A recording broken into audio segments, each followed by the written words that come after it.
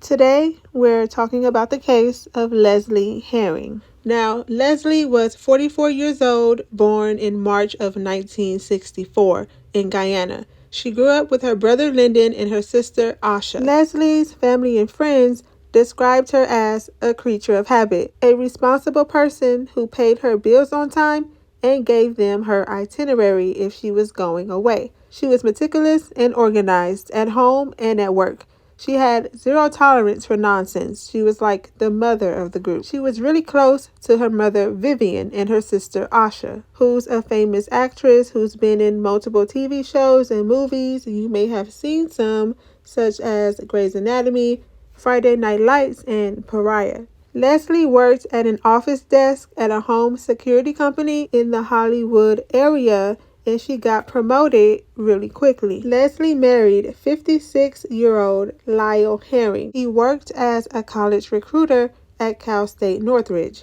They were married for 11 years. She was 33 when they met and he was 45. They met at a 99-cent store, and Lesley was immediately attracted to Lyle. People even said that they would wear matching outfits. Now here is where it begins to get a little weird, because the women would always say that Lyle was a special man. They would say he was charming and all that, but the men seemed to think that something was up with him. They thought that he was a little odd. Maybe he just had a way of charming the women and getting what he wanted from them. But Lyle and Lesley lived in an upscale condominium near Hollywood, California. But then on February 9th, 2009, Lesley never showed up for work, and she didn't call in either, which was very unlike her, because like I mentioned before, everyone was saying that Lesley was very responsible. So since her job couldn't reach Lesley, they called her sister Asha, asking her if Lesley is okay because she hasn't shown up for work.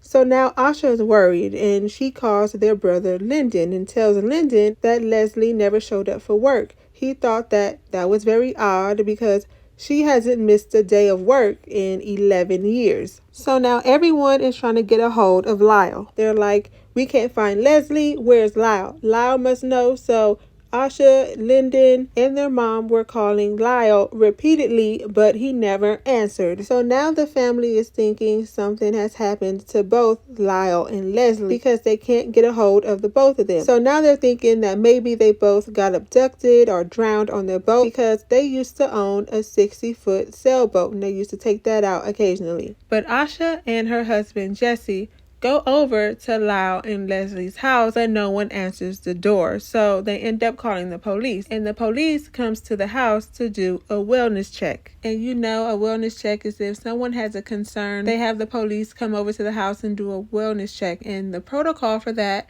is to not leave until you can see that the person is doing well and they're okay. So since no one opened the door and they couldn't leave until they saw that she was okay, the police had to bust down the door. When they get inside, nothing seemed off, but what stood out was the candle on the kitchen counter that spilled of hot wax. The wax was dried up, so it's been there for a while. And since the family is telling the police that this is not like Lesley, she would never let that wax stay on that counter like that, the police started to think that was odd. Another thing that was odd was this pile of towels on the bathroom floor. These towels were sitting next to the bathtub. The top of the towels were dry, but the bottom of the towels were soaked, as if someone tried to soak up a bunch of water. Something else that was weird were the bath mats. All of the bath mats and bath towels were hung over the shower rod as if they were drying out. The police didn't think too much of this. They just thought that they could have had plumbing problems, and there was no sign of a break-in, so all that the family was able to do now was file a missing persons report. So since Lesley is now considered a missing person, the police starts its investigation. Lesley is on the news, her picture is everywhere, and her sister Asha was using her platform to try to find Lesley since she is this famous actress. So she was doing these talk shows to try to find her sister. And after days and days go by now, the police decide to put alerts on Lesley and Lyle's cars just in case they did decide to run away together because Lyle is now missing. No one has heard from Lyle in 2 weeks now. The family is telling everyone this is not like Lesley. She would never do this. Her sister is like, I just had a baby. There's no way that she would leave, especially now. She was so excited about her nephew. Now, about 2 weeks pass by when the police finally finds Lyle's car trying to cross the Mexican border into the U.S. They find him because of the alert that they put on his car and on his driver's license. Now, from some online research, it said that when they found Lyle at the Mexican border, he had a gun holster, but no gun inside. They found a Valentine's Day card that said, "With love for my wife." And they also found a will with copies for Lesley, Lyle's son Jr., who he had previously, and Vivian, Lesley's mother. Now, after the police find Lyle, they bring him in for questioning, and he tells the police that he hasn't seen Lesley since Saturday night, February 7th. He tells police that him and Lesley got into an argument, but he wasn't specific about the details of what the argument was about. He says that the next morning is when he realized that Lesley was gone. He said he called her multiple times, but she didn't pick up. He says that he just thought that she was still mad about the argument. He says the only reason why he was crossing the Mexican border in the first place is because the two of them had a vacation booked for Valentine's Day. So he went to the resort to go look for her there, instead of going to Lesley's family's house, not even calling the family. He wasn't even in contact with them. Make it make sense, because the math ain't mathin'. But the police continued to question Lyle. They're like, is it normal for Lesley to go away for weeks without talking to anyone?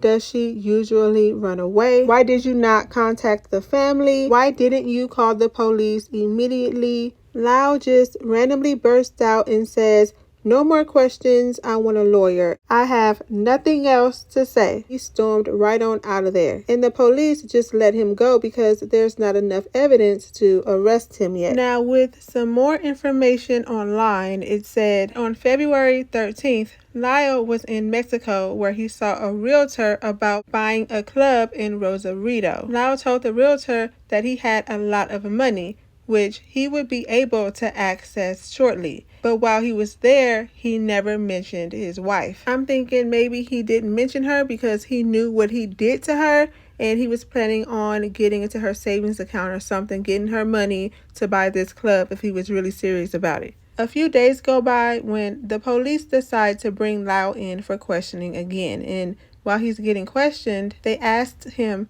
what happened to his dreads, because Lyle used to have these long dreadlocks and he just cut them off out of nowhere. Lyle gives the wildest story. He said he was jumped on the street by a bunch of men who he owed money to. So he said that they held him down on the ground and shaved his head and his beard off. The police is thinking this is wild and out of this world. This sure is a story, but even though they didn't fully believe Lyle, there still wasn't enough evidence to arrest him, because getting a haircut is not a crime. Even if this was a lie, they didn't have proof yet. The police finally gets a search warrant for the condo, and when they get inside, they notice that Lesley's jewelry was still there. The family says that that's odd because she never leaves the house without her jewelry. So after learning that is when the police go back to look at pictures to see Lesley wearing her jewelry. Another odd thing that they found was this handwritten note inside of the nightstand from Lesley to Lyle. The note goes into detail about their relationship problems, like Lyle being let go from his job and living off of their savings until Lyle can find a job.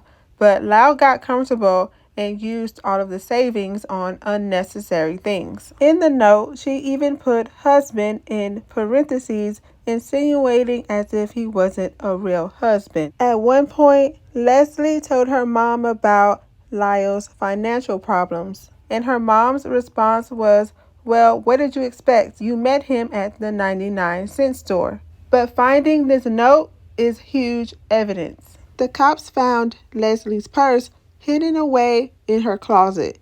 Inside of her purse was more jewelry and a Starbucks receipt. The Starbucks receipt was made 4 days after Lesley's disappearance. The police is thinking, oh my God, this is great. Maybe Lesley is actually alive somewhere. So the police ends up going to that same Starbucks that was printed on the receipt to see if maybe they can find Lesley on the camera footage. But they never found Lesley on the camera footage. But who they did find was Lyle. Lyle was the one who went to that Starbucks and ordered that drink. So now the police is thinking that Lyle is the one who planted the receipt in Lesley's purse to try to cover up what he's done to her. Lyle was out here all over the news stations doing all these interviews talking about, Lesley, if you're out there, if you can hear us, come home, give us a call, knowing good and well what he's done to her. Her family standing all behind him. He is a true, sick, lunatic psycho. The police put a warrant out for all of Lyle's electronic devices. After doing that, the police found phone records, and they discovered that on the day that Lesley went missing, Lyle did call Lesley multiple times like he said, and it showed that while he was calling her, the calls were picked up. But when they looked up the location on where the call was being picked up at, they found both phones were inside the condo, sitting right next to each other, making it seem like she was alive. So now we have this and that Starbucks receipt being used as a cover-up. Investigators interviewed Lyle's cousin Malcolm, who said he saw Lyle just a few days after Lesley's disappearance. He said while hanging out with Lyle, it felt odd, and they hung out in the garage the whole time. Malcolm said that Lyle seemed on edge and was saying things like, man, I'm gonna go to hell for the things I've done. Malcolm said he wanted to check on Lesley because things just felt a little off, so he asked to use the bathroom, and Lyle's response was, let me think about that. I don't think that's a good idea. And if you think about it, it makes sense that he wouldn't let him use the bathroom because that's where the murder took place. It was a murder scene. It said that another one of Lyle's cousins named Marvin said that Lyle had mentioned many times that he was tired and wanted to check out. And he also told him that he's going to hell for the things that he's done. Marvin said that when he saw Lyle, he had a gun holster, but no gun inside. He also claims to have seen a large plastic bag with a woman's maroon sweater, white tennis shoes, and blue jeans inside of it. One of Lyle's neighbors came forward and said that on Saturday, February 7th, around midnight, they saw Lyle wheeling a dolly near an elevator, and on top of the dolly was a huge rolled up carpet. And they say that looking back, it seemed too wide to be just a regular carpet and nothing inside of it. They also say that they think it was odd that he was doing this at 12 a.m. The neighbor said it was odd for Lyle not to speak because he always spoke. They said he had this crazy look on his face. His hoodie was up and he was sweating. After receiving this information, the police suspect that Lyle was bringing Lesley's body down to his SUV and then transferred her to his old Cadillac. Both cars were parked in separate garages about 200 yards away. Police put trackers on both of Lyle's cars. They got no leads for 2 whole days. But then on the 3rd day, the police follow him to Griffith Park, just about 3 miles away from his house at 6 a.m. What is he doing at 6 a.m.? But the police is right behind him. So Lyle parks and gets out of his car, walks to this dumpster and just walks around in circles and then gets back inside of his car. The police thinks this is weird. I mean, who wouldn't? So that's when the police brings out the cadaver dogs. Cadaver dog Indiana Bones did their thing and was the icon of this investigation. Indiana searched both of Lyle's cars and found traces of a dead body in both cars. Police brings Indiana to sniff around the area where Lyle got out of the car at and was walking around that dumpster. They found nothing inside of the dumpster, but Indiana picked up a scent of a decomposing body, just 3 feet away from the dumpster. So they get diggers to come out and start digging around where Indiana said that something was at, but they find nothing. Police's theory is that Lyle put Lesley inside of his trunk, but before putting her inside of the dumpster, he laid her on the ground to open up the lid of the dumpster, and that's why the scent was on the ground. At this point, it's been 2 months, and if he did put her inside of the dumpster, she now has 2 months of garbage on top of her in that field, and it's impossible to search a field that huge with all that trash. Lesley's family now has to face the reality that Lesley is most likely dead in a landfill with 2 months of garbage on top of her. That's just beyond disrespectful. At this point, there is finally enough evidence to arrest Lyle. So they go arrest him at his job. But what I don't understand is why they had to do it outside. They made up a lie saying that something happened to his car and they arrested him out there. I don't know why they didn't do it in front of everyone like he deserves, but at least he finally got arrested. Lyle pled not guilty. So we still don't really know what happened.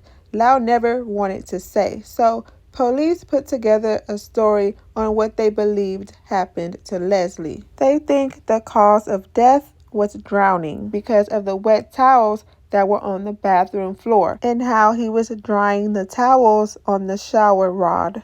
And they also had the note for evidence. They think that they got into an argument and that's why the candle spilled over. They think he strangled her, put her inside of the bathtub, and drowned her. After that, they think he rolled her up in the carpet. They believe that the reason why the scent of her body was in both cars is because they think that he first put her in the trunk of his SUV, then drove to the Cadillac, his other car, and put her body inside of that trunk. Then got back in his SUV to drive it back to the condo to try to figure out the lie he was going to tell everyone. They think he returned to his Cadillac in the morning, took the body to the park, and disposed of it in the dumpster. Prosecutors had a good case. They had the phone evidence where he was calling Lesley's phone and answering it himself. They had the Starbucks receipt he planted himself in her purse, because if he was the one who bought the drink,